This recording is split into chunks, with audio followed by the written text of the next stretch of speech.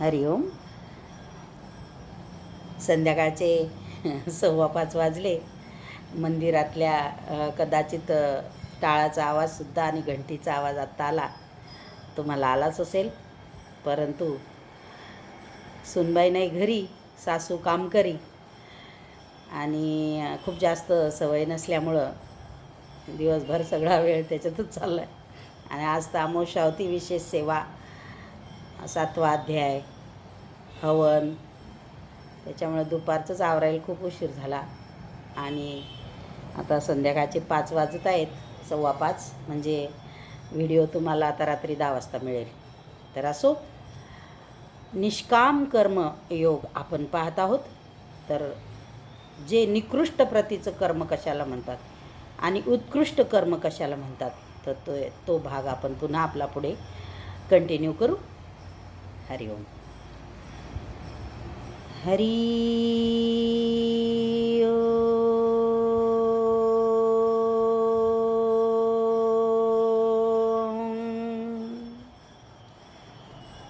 हरी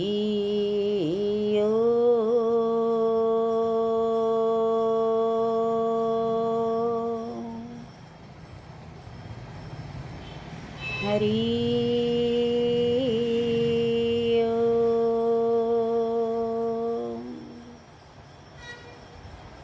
ओम नमो भगवते वासुदेवाय.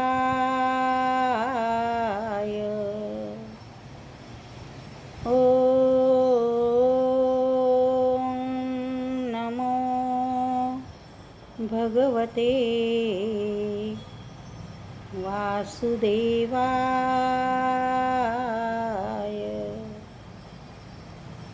ओम नमो भगवते वासुदेवाय.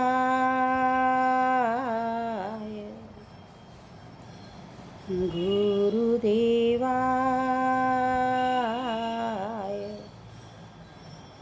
आत्मदेवाय.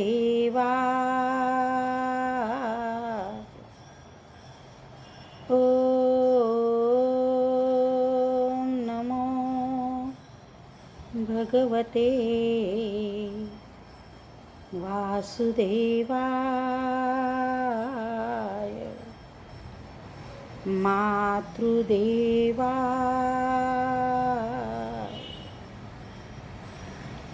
गुरुर्ब्रह्मा गुरुर्विष्णू गुरुर्देव महेश्वरः गुरुर्साक्षात् परब्रह्म तस्मै श्री गुरवे नमः. वसुदेवसुतं देवं कंसचाणूरमर्दनं देवकी परमानन्दं कृष्णं वन्दे जगद्गुरुं. सच्चिदानन्दरूपाय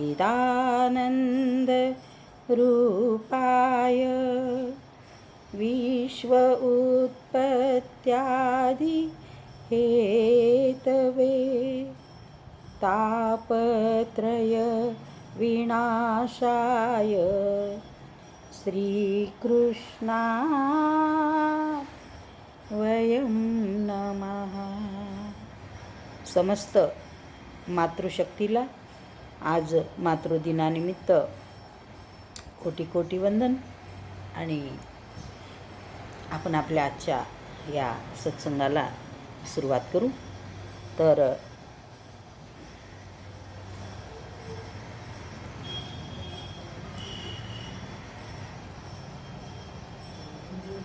49वा श्लोक आपण घेत होतो काल. आज आपण 50वा श्लोक पाहत आहोत. 50व्या श्लोकाला घेत असताना एकदम निकृष्ट कर्म कशाला म्हटलं भगवंतानं ते सांगतात की समत्व बुद्धियोगाचा आश्रय करून आपल्या इच्छेप्रमाणे जर फळ मिळाले तरी त्यात कल्याण असणार नाही. जर आपण साधना करून एखाद्या फळाची अपेक्षा जर केली तर फळाची अपेक्षा करत असताना ते फळ आपलं कल्याण करणारं नसलं तर मग त्याचा काय उपयोग, हे काल आपण भाग पाहिला होता. म्हणजे या फलप्राप्तीच्या चिंतनाने साधकाचा वेळ वाया जाईल असं सांगतात. मग फळाची अभिलाषा ठेवणारे फार कृपण असतात, कारण की ते भक्ती करत असताना लाभहानी, जय पराजय, मान अपमान याचा विचार करतात. तर भगवंत सांगतात की बुद्धियुक्तो जहातीह उभे सुकृत दुष्कृते तस्माद्योगाय युज्यस्व योगः कर्मसु कौशलम. साम्य बुद्धीने युक्त असणारे पुरुष या लोकीच पाप व पुण्य या दोन्ही गोष्टींचा त्याग करतात. ते त्यात बद्ध होऊन राहत नाहीत. साम्य दृष्टीने, साम्य बुद्धीने म्हणजे समत्व बुद्धीने, जे पापाचाही विचार करत नाही आणि जे पुण्याचाही विचार करत नाही, पाप आणि पुण्य दोन्हीचा त्याग करतात.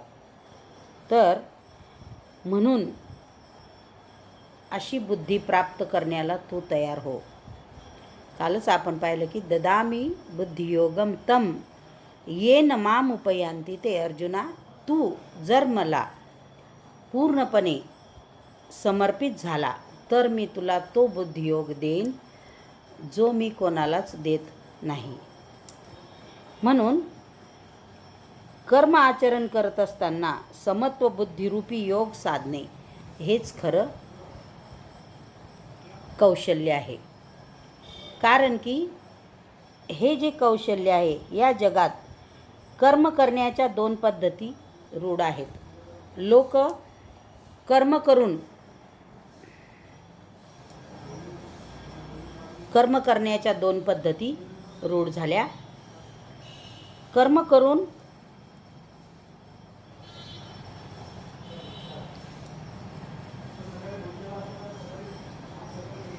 फळाची अपेक्षा करतात किंवा फळ मिळाले नाही तर ते कर्म करूच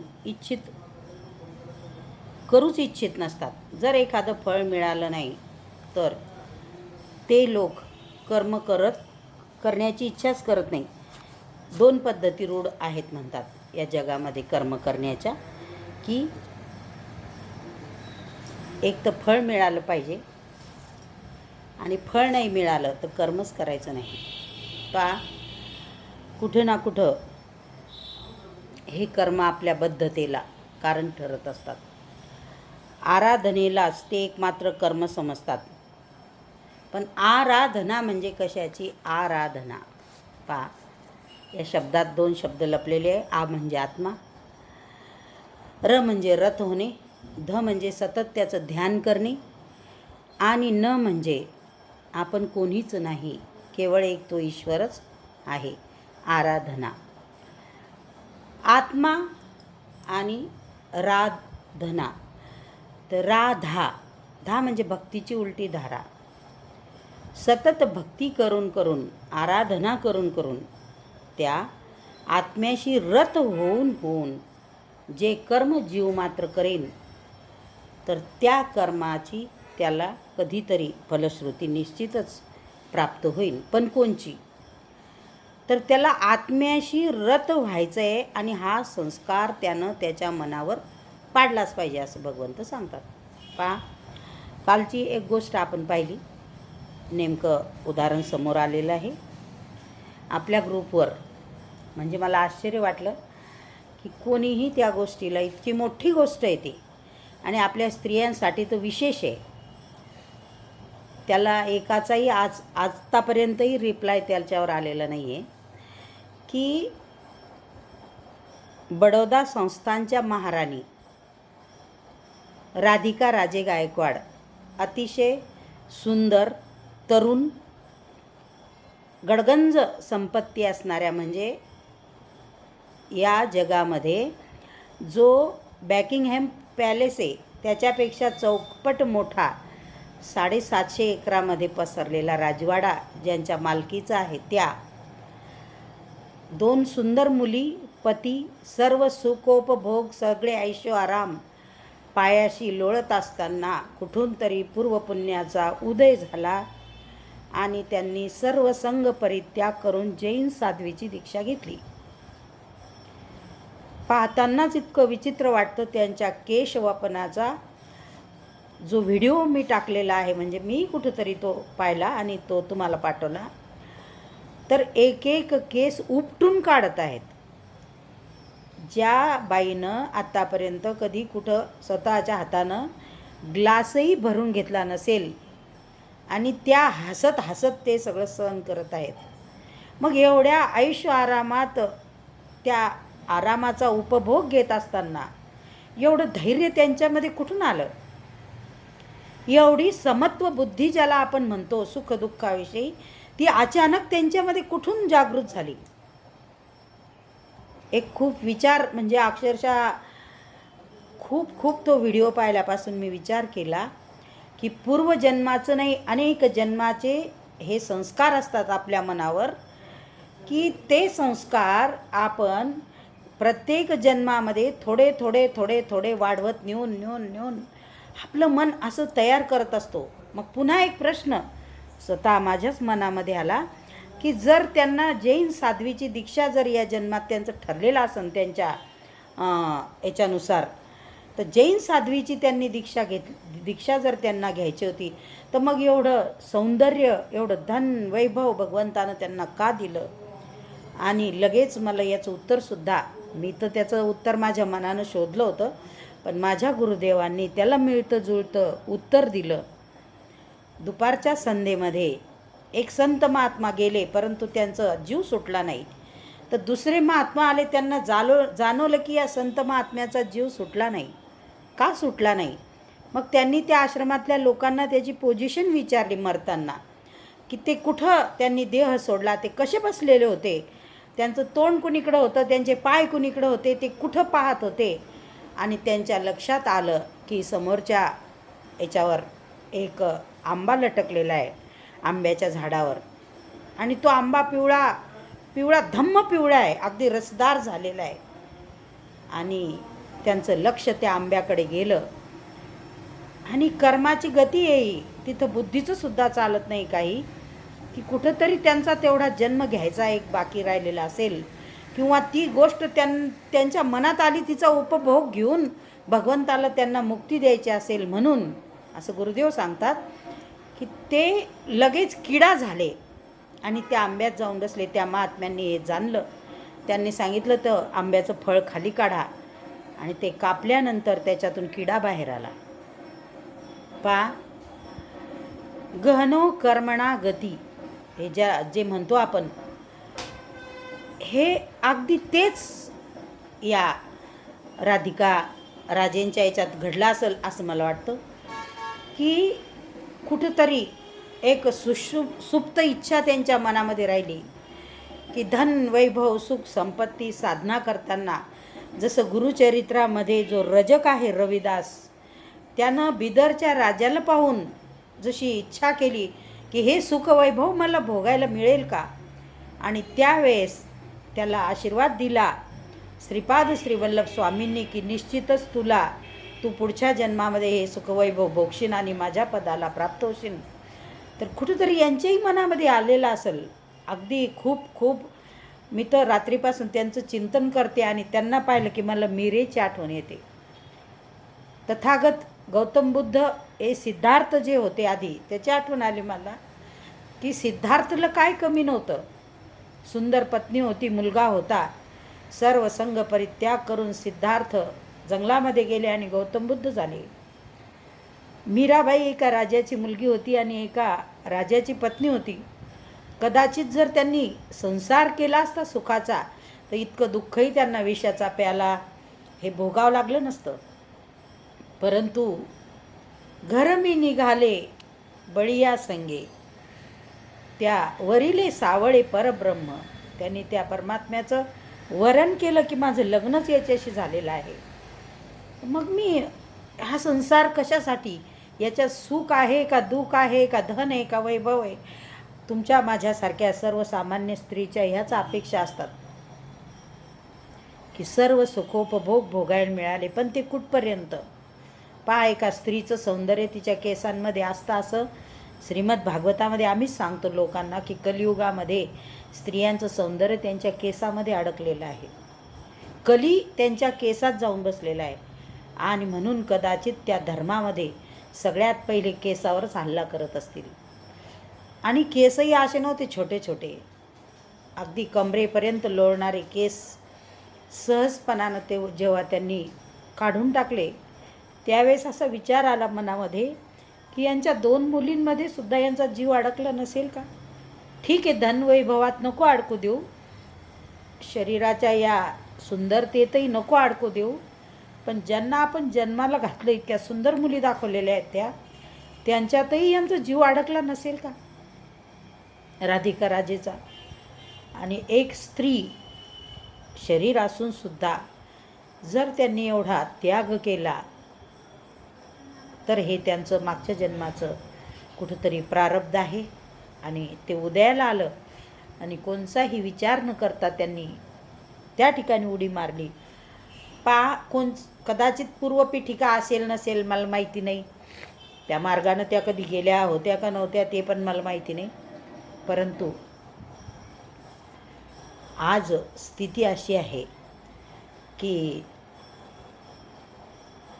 एकदम त्यांनी ट्रॅक बदललेला आहे त्यांच्या जीवनाचा. आणि म्हणून ज्यावेळेस आपलंही पुण्य उदयाला येतं, अनेक जन्मोजन्मीचं एखादे गुरु एखादे संत आपल्याला मिळतात, भेटतात, आपण त्यांच्या चरणी नतमस्तक होतो आणि आपलं जीवन आमूलाग्र बदलून जातं. यालाच समत्व योग असं म्हणत असतील. तिथं मनुष्य कशाचाच विचार करत नाही, मागच्या पुढच्या कोणत्याच गोष्टीचा तो विचार करत नाही. खूप एक कपडा आज धुताना मग कालपासून माझं सारखं याच्यावर चिंतन सुरू आहे की कालपासून भिजू घातला गरम पाण्यामध्ये, आज 5 ते 6 पाण्यातून तो काढला तेव्हा तो स्वच्छ झाला. या कपड्यासारखीच आपली गती नाही का? अनेक जन्माच्या प्रत्येक जन्मामध्ये भगवंत थोडं थोडं थोडं थोडं या मार्गामध्ये गेल्यानंतर आपल्याला असंच धूत असेल, आपल्यातला मळ काढत असेल. मग असा विचार केला मी की हा जर रोजच धुतल्या गेला असता गरम पाण्यामध्ये टाकून, तर याला एकदाच 5-6 वेळेस धुण्याची गरज पडली असती का? नसती पडली. मग जसं रोज आपण जेवण करतो, रोज जसं आपण झोपतो, त्याप्रमाणे रोज आपण आपलं अंतःकरण मलिन झालेलं चित्त ध्यान करून, प्राणायाम करून आणि साधना करून जर ते रोज धुतलं तर तो कपडा मळेल का? चदरिया झिनी रे झिनी, राम नाम से भीनी. ही जी देहाची चादर आहे आणि त्यांच्या याच्यावरून तर कळूनच घ्यायचं आपण. अनेक संतांचे उदाहरणं असे आहेत मागच्या जन्माचे, पण हे कलियुगातलं शाश्वत उदाहरण आहे की या कलीमध्ये सुद्धा. आणि ते पण खूप अभिमान वाटला मला त्यांचा की एक स्त्री शरीर असताना त्यांनी खरोखर त्यागाची मूर्ती. आज मातृदिन आहे आणि म्हणून मी इतकं विस्तारपूर्वक त्या निमित्तानं सुद्धा त्यांचं एक कालपासून ते माझ्या मनामध्ये घर करून बसलं. एक दिवा उजळला मी कालपासून, तो सुद्धा भिजू घातला कडक पाण्यामध्ये, पावडरनं धू, यानं धू, त्यानं धू. ते सगळं करताना माझ्या मनात हेच विचार होते की हे जर रोजच धुतलं, घासलं, पुसलं तर नाही तर मग हे खराब झालं की एक दिवस याला टाकून देण्यात येईन, जेव्हा हे निघणारच नाही तेव्हा. तसं शरीरसुद्धा जेव्हा खराब होईल त्यावेळेस त्याला टाकून देण्यात येईल. भगवंत तरी टाकेल, नाही तर आपल्याला तरी टाकून देतील.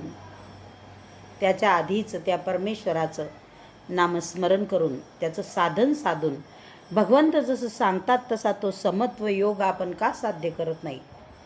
आणि खरोखर देहाची नश्वरता आणि आत्म्याची अमरता हे मी याच्या आधी एकदा पाहिलं होतं. पुन्हा जेव्हा तरुण सागरजी हा देह सोडून गेले, दिल्लीला त्यांची मिरवणूक काढण्यात आली. कदाचित त्यांनी सांगितलं असेल म्हणून पण त्यांचा देह दोरीने एका लाकडाला बांधलेला होता फक्त. ना त्याच्यावर वस्त्र होते, ना त्याच्यावर फुलं होते. जणू काही जगाला तरुण सागरजी संदेश देत होते की या देहाकडून जे करायचं काम होतं ते मी करून घेतलं, ते मी साध्य करून घेतलं. हा देह आता कुठेही कसाही पडला आणि कसाही गेला. म्हणजे निदान मी टी व्हीत पाहताना मला असं वाटत होतं की ते एवढे मोठे होते, टी व्हीत येत होते, रोज सगळ्यांना सांगत होते, त्यांच्या समाजाला उपदेश करत होते. त्यांच्या समाजालाच नाही, ते आपल्याला सगळ्या अखिल जगाला करत होते. संत कोण ऐकायचे नसतात, परंतु कमीत कमी यांच्या शरीरावर हार तरी टाकायला पाहिजेत होते, झाकून तरी ठेवायला पाहिजेत होतं. पण असं काहीही करण्यात आलं नव्हतं. कदाचित त्यांचे तसे आदेश असतील की हा देह कसा आहे हे समजून घ्या. आणि म्हणून भगवंत सांगतात की आपण जर काही मागितलं आराधना करून, म्हणूनच सुदामदेव काही मागत नाहीत. काल आपण विस्तारानं पाहिलं तर, कारण की मागितल्यानंतर ते कर्म आपल्याला बंधनात टाकतं. या अध्यायात कर्माचा केवळ उच्चार केला. 3ऱ्या अध्यायातल्या सुरुवातीच्या श्लोकात कर्माची खरी परिभाषा सांगितली आणि 4थ्या अध्यायामध्ये कर्माचं स्वरूप परमात्मा आता विस्तारानं सांगणार आहेत. परंतु या श्लोकामध्ये श्रीकृष्ण सांसारिक परंपरेने युक्त असणारे कर्म बाजूला ठेवून कर्म करण्याची कला सांगतात. की संसारिक परंपरा ज्या आहेत ते बाजूला ठेव, तुझं कर्म काय आहे ते तुम्ही अत्यंत श्रद्धायुक्त भावनेने कर्म करा. श्रद्धा ठेवून कर कर्म, निष्ठा ठेवून कर. फळाचा मात्र स्वेच्छेने त्याग कर. मला काहीही नको ही भावना ठेव. आणि मग कर्म कुठे जाईल? कुठे जाईन ते कर्म? ते कर्म तर एक ना एक दिवस 1000 पटीनं त्याचं फळ घेऊन फिरत फिरत तुझ्याकडे येईनच, निश्चित आहे. म्हणून श्रद्धायुक्त भावनेने कर्म कर, परंतु फळाचा स्वेच्छेनं त्याग कर्म. कर्म कुठं जाईल? योगः कर्मसु कौशलम. योगयुक्त होऊन कर्म कर. निष्काम साधकाची समग्र शक्ती अशा प्रकारची कर्म करण्यात खर्च होत असते. आराधना करायला शरीराची गरज असते, परंतु केवळ कर्मच करायची काय? आराधना कोणचंही करायचं असलं तर शरीर, तुम्ही ध्यानालाही बसले तर शरीरच बसणार ना, निर्गुण निराकार आत्मा थोडी बसणार आहे. शरीराची गरज आहेच, तेही एक कर्मच आहे. ध्यान करणं, भजन करणं, कीर्तन करणं या शरीराची आवश्यकता आहे. परंतु निष्काम जो साधक आहे मग त्यांना अशा प्रकारचे कर्म करू नये भगवंत म्हणतात. तर ही जिज्ञासासुद्धा स्वाभाविकच आहे. तर अन्यथा सदैव कर्मच करायचे की त्याचा काही परिणामही असू शकतो. मग एखादा माणूस म्हणे मग कशाला करायचं हे सगळं, जर काही त्याचं फळच घ्यायचं नाही तर हे कशाला करायचं मग? तर भगवंत सांगतात की कर्मजं बुद्धियुक्ता हि फलं त्यक्त्वा मनीषिण जन्मबंध विनिर्मुक्ता पदम गच्छन्त्यनामयम्. अरे बुद्धियोगी, असे ज्ञानीपुरुष भौतिक कर्मापासून निर्माण झालेल्या फळाचा त्याग करून जन्ममरणाच्या बंधनातून मुक्त होतात व अत्यंत निर्दोष दुःखरहित असं अमृत स्थान म्हणजे मोक्ष मिळवतात. वासनेचा क्षय झाला म्हणजे मोक्ष मिळाला, सहज आहे. अमृत त्यालाच म्हटलं. मग जे ज्ञानी आहेत, बुद्धियोग वापरणारे आहेत, ते कोणत्याही कर्माचं फळ मागत नाहीत आणि आनंदानं भगवंतानं जसं जीवन दिलं तसं जगत जगत ते या संपूर्ण जन्ममरणाच्या बंधनातून मुक्त होतात व ते अमरत्व प्राप्त करतात. अर्जुनाची दृष्टी त्रैलोक्याचे साम्राज्य व स्वर्गातील इंद्रपदीपर्यंत सीमित होती, म्हणजे तो सध्या आपल्या स्टेपवर होता. तर या दोन्ही गोष्टी प्राप्त झाल्या तरी तो युद्ध करायला तयार होत नव्हता. पण एक नवीनच गोष्ट भगवंत त्याला सांगत आहेत की आसक्तीरहित कर्माद्वारा अनामय दुःखाच्या पलीकडील ब्रह्मानंद देणारे असे प्रद प्राप्त होते. कोणची आसक्ती करू नको. खूप सुंदर. मी सध्या आता एका ध्यानाच्या ग्रुपला जॉईन झालेली आहे. सकाळी 5ला मी बसते. खूप सुंदर ध्यान आहे. आपणही सुरू करणार आहोत लवकरच. कधी ते पाहू. बरेच जण तुम्ही अर्धाच तास आहे, पुन्हा मलाच जास्त वेळ बसता येत नाही. 5 ते 5:30 आपण करू आणि अशा वेळेस करू म्हणजे पितृपक्षात कोणाला पूजा नाही, पाठ नाही, काहीच नाही. त्यावेळेस आपण ते ध्यान करू सकाळी अगदी अर्ली मॉर्निंग. पण खूप सुंदर आहे. प्रेमाचा बहर, ब्लॉसम ऑफ लव असं नाव आहे त्याचं, की ईश्वराविषयी अतीव प्रेम, फक्त प्रेम प्रेम आणि प्रेम. तर ते ध्यान आपण सगळेजण घेऊच. तर भगवंत सांगतात की ब्रह्मानंद दुःखाच्या पलीकडं नेणारं, सुख आणि दुःख दोन्ही नाही असं ब्रह्मानंद देणारं असं ते पद त्या आसक्तिरहित कर्माद्वारा प्राप्त होते. निष्काम कर्मयोगाने परमपदाची प्राप्ती होते आणि मृत्यूला तिथं प्रवेश नाही अशा अढळ स्थानाची, मृत्यू येणारच पण तो शरीराला येणार याची जाणीव असते आणि तो साक्षी होऊन आपल्या देहाचा मरण पाहत असतो असा त्याचा अर्थ आहे. सहज जातो तो, सहज सहज. भगवंत त्याला सहज नेतात. मांजर जसं तिच्या पिलाला तोंडात धरून जाते तसं भगवंताला तर ही उपमा मान्य नाही. तर अढळ पदाची त्याला प्राप्ती होते. परंतु अशा प्रकारचे कर्म करण्याची मनाची वृत्ती केव्हा होईल? मग असं कर्म करायचं ती वृत्ती मनाची केव्हा होईल याचं उत्तर पुढच्या श्लोकामध्ये सांगतात आणि तो श्लोक आपण उद्या पाहू. उद्याच्या सत्संगामध्ये असो. आज मातृदिनाच्या समस्त मातृशक्तींना वंदन करून तुम्हा सर्वांना मातृदिनाच्या कोटी कोटी शुभेच्छा. आपण स्वतःच सगळे एक मातृस्वरूप आहोत. तर सुखी राहा, स्वस्थ राहा, बैलपोळा अत्यंत आनंदात मिरवा, पण घरातच राहा. हरिओम हरिओम हरिओम.